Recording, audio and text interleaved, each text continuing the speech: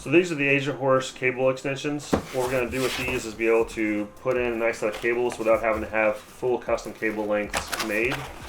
This is going to be a white set for our build to match our build for the Snowblind Frost Night build.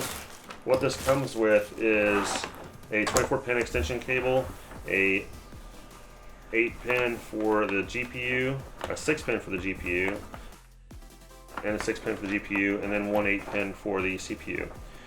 The one for the CPU can be split into a 4-pin or an 8-pin. And it also comes with the hardware to be able to do cable management for both black and clear cables. So this is the Asiahorse white extension cable set for computer builds.